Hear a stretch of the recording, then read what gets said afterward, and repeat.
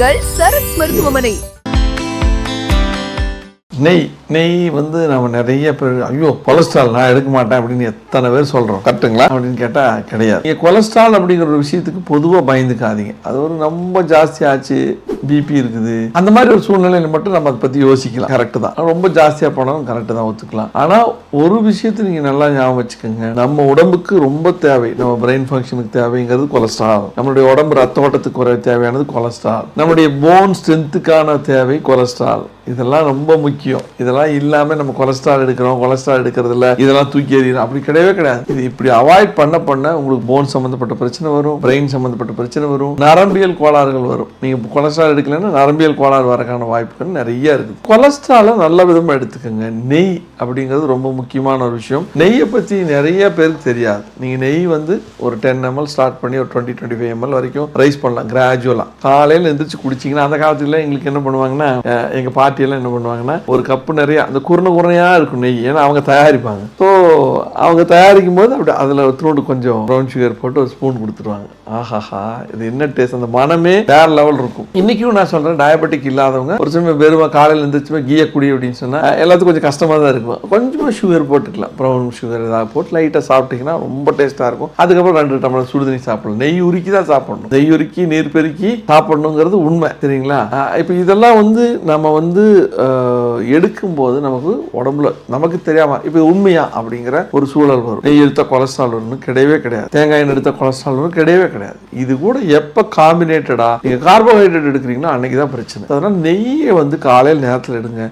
கொஞ்சமாக காலையில் காசை முடிஞ்சளவு கட் பண்ணுங்க. 40 வயசுக்கு மேலேனா அட்லீஸ்ட் ஒரு நேரம் கார்போஹைட்ரேட்டை குறைக்கிறது ரொம்ப ரொம்ப நல்லது. நெய் வந்து அற்புதமான விஷயம். ஆனால் அந்த நெய் எப்படிப்பட்ட நெய்யாக இருக்கணும்? இப்போ மேக்ஸிமம் பல்காக தயாரிக்கும் போது அடல்ட்ரி தான் நிறைய வரதை நம்ம பார்க்கணும். பியூர் கீ அப்படின்னா தாராளமாக நீங்கள் எங்களை கான்டாக்ட் பண்ணலாம். நாங்கள் A2 அதுதான் நிறையா கிடைக்குது. அதுதான் உங்களுக்கு ஓரளவுக்கு மாடரேட் ப்ரைஸில். A2ங்கிறது நம்ம ஹைப்ரிட் இருக்கிற மாடு மூலமாக எடுக்கிறது. நல்ல நாட்டு மாட்டு நெய்னா 2000 வந்துடும். ஏன்னா அது கறக்கிறதே 3 லிட்டர் தான் கறக்கும். அந்த மாதிரி இருக்கிறத கலெக்டிவாக போய் நிறைய கிட்டது எடுத்து வந்து அதெல்லாம் கொடுக்கறது ரொம்ப கஷ்டமான விஷயம். அப்படி ஒரு சமயம் இருந்ததுன்னா that's good and good, very good. அப்புறம் இன்னொரு விஷயம் என்னன்னா, நம்ம எருமை மாட்டு நெய் அது சாப்பிடலாம். எருமை மாட்டு நெய் அற்புதமான ஒரு விஷயம். ஏன்னா அது எருமையில் இது வரைக்கும் அடல்ட்ரி கிடையாது, இதை புரிஞ்சுக்கணும். எருமை நெய் அவ்வளோ நல்லது. நார்த் இந்தியன்ஸ் எல்லாம் நிறைய சாப்பிடுவாங்க, பார்த்துருப்பீங்க. ஸோ அதை சாப்பிட்டு பழகிட்டீங்கன்னா வேற எதுவும் விட மாட்டீங்க. அவ்வளோ ஒரு மனமா இருக்கும். அந்த மனம் பிடிச்சிருச்சு அப்படின்னா ரொம்ப அற்புதமான விஷயம். இப்போ நல்லா நெய் சாப்பிடுங்க. நெய் வந்து நம்மளுடைய உடம்புக்கு ரொம்ப ரொம்ப நல்லது, நம்ம ஆரோக்கியத்துக்கு நல்லது, நரம்புக்கு நல்லது, பயங்கர ஸ்ட்ராங்கான ஒரு பிசிக்கை கொடுக்கும். இதெல்லாம் தெரிஞ்சிட்டீங்கன்னா நீங்க பயப்பட வேண்டாம். கொலஸ்ட்ரால்லையே நிறைய விஷயங்கள் இருக்குது. லோ டென்சிட்டி லிப்போப்ரோட்டீனோ ட்ரைக்ளிசரைடு ஆகிற மாதிரி கொடுக்கறது மட்டும்தான் தப்பு. மற்றபடி நல்ல செக்கில் நல்லெண்ணெய் எடுத்துக்கலாம், கடலெண்ணெய்ங்கிறது நல்லா எடுத்துக்கலாம், ரொம்ப நல்லது.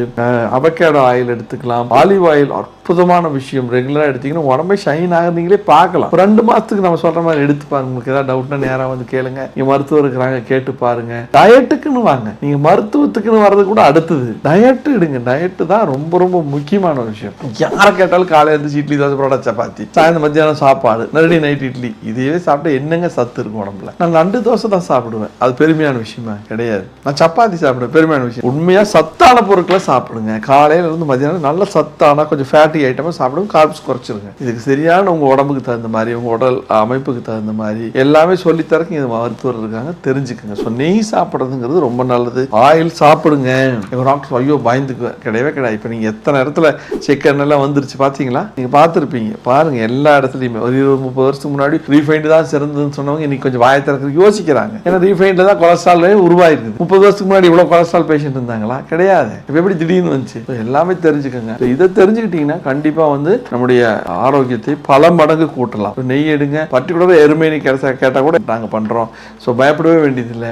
எருமை நெய் வந்து நீங்க உங்களுக்கு வேணும்னா பியூர் கீ எங்ககிட்டயே கிடைக்கும். ஸோ அது ரொம்ப அற்புதமான விஷயம். இதெல்லாம் பழகுங்க. உணவுல மாற்றம் செஞ்சீங்கன்னா உங்க ஆரோக்கியம் பல காலம் இருக்கும். உங்களுடைய பணம் சம்பாதிக்கிறது மட்டும் நம்ம எய்ம் கிடையாது, அதை அனுபவிக்கணும். அதை அனுபவிக்கிறதுக்கு இந்த வாழ்க்கையில் ஒரே முறை தான். ஸோ அதை நீங்க பழகுங்க. கண்டிப்பா உங்களுடைய ஆரோக்கியம் பல மடங்கு அதிகமாகும். நன்றி, வணக்கம்.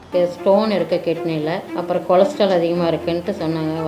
வந்து பார்த்ததுக்கு மேம் வந்து ட்ரீட்மெண்ட் கொடுத்தாங்க. 4 மாதம் எடுத்து இப்போ ரீசனாக ஸ்கேன் பண்ணிட்டு வர சொன்னாங்க. ஸ்கேன் பண்ணிவிட்டு பிளட் டெஸ்ட் எடுத்துகிட்டு வந்ததில் கிட்னி ஸ்டோன் கம்ப்ளீட்டாக இல்லை. கொலஸ்ட்ரால் இப்போ எப்படி இருக்குது? கொலஸ்ட்ரால் லெவல் குறைஞ்சிட்டு வந்துருக்கு. அதனால் அது ஒன்றும் பிரச்சனை இல்லை, ரொம்ப ஹாப்பியாக இருக்குது எனக்கு கிட்னி ஸ்டோன் போனோன்னே. சரண்ஸ் மருத்துவமனை.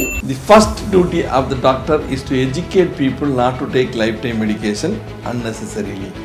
And if it is necessary, that should be without side effect.